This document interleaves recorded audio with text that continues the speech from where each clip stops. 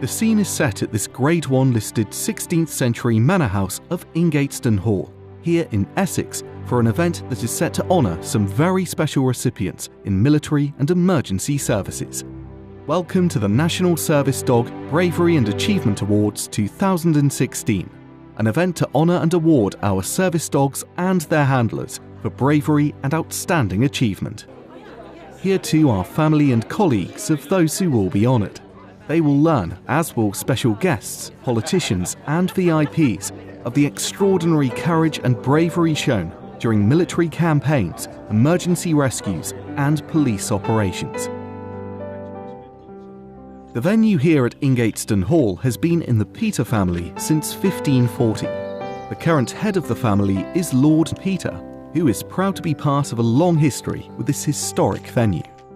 Well, Ingatestone Hall has been our family home for several hundred years, since the middle of the 16th century. The land was acquired by my ancestor, William Peter, who was Secretary of State to 4 Tudor monarchs.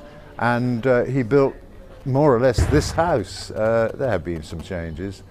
And that, in a few words, is the story.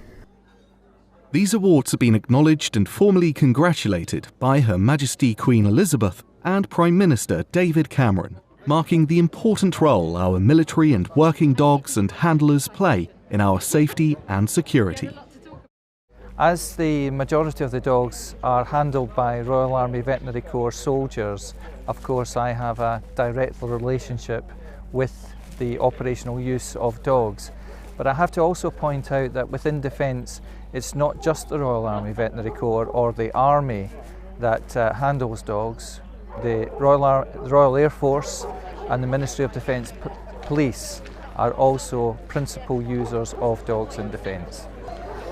During the training stage, the relationship between the trainer and the dog is close, but never as close as it comes between the handler who takes that dog into an operational situation.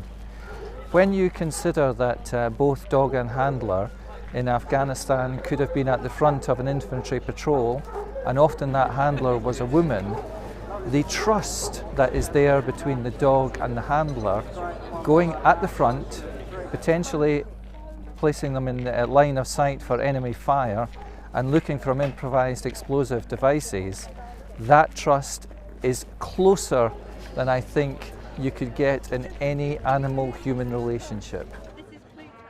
A brass band consisting of former military musicians are here to play marches and fanfares before the presentations. Here also are the Essex Police Dog section, providing a demonstration for guests to appreciate the skills of their working dogs. I say he doesn't ever do this again. People stand still! Rio! Lovely. Big round of applause, please, Dog Rio. Dog sections from the Armed Forces, Police, Fire Service and the Royal Army Veterinary Corps will shortly receive their awards. One famous personality and dog lover is Peter Purves, former Blue Peter and Crufts presenter, who will act as the master of ceremonies at this event. Those who receive their accolades in front of their families and invited guests should be very proud indeed. As we all know, very well deserved.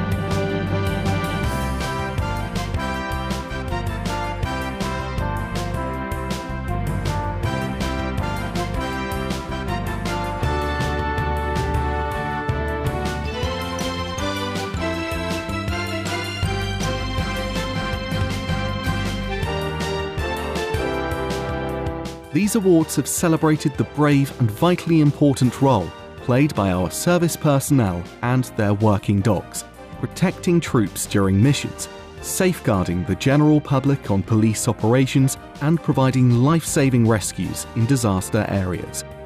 Occasionally, the ultimate price is paid by these brave dogs and handlers in the line of duty, one that should never be forgotten.